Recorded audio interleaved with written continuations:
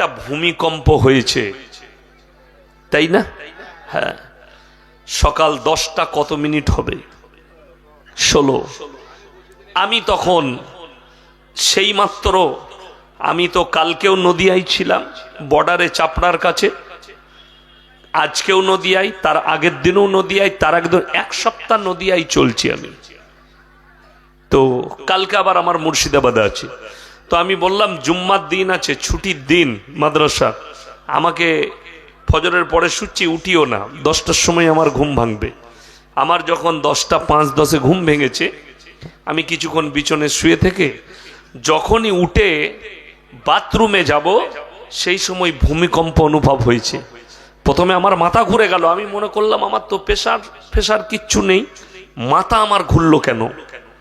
আমি একটু সঙ্গে সঙ্গে আমার আলমারি ছিল, আলমারিতে হাত রাখলাম, তারপর আবার ঠিক হয়ে গেল। তারপরেক্ষণেই আমি সোফাতে বসে চা খাবো, গিন্নি চা বানাচ্ছে, আমি মোবাইল খোলা মাত্র দেখলাম এক্ষুনি ভূমিকম্প অনুভব হলো।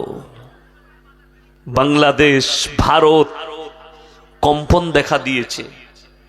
আল্লাহর কসম, এই যে ভূমিকম্প, এগুলো আল্লাহ তাআলা সিগন্যাল দিচ্ছেন মানুষকে।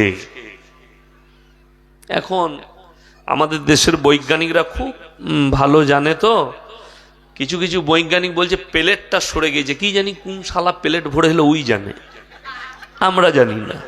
এই প্রকৃতিকে যতগুলো বিপদ আসে সব আল্লাহর হাতে, ভূমিকম্প আল্লাহর হাতে।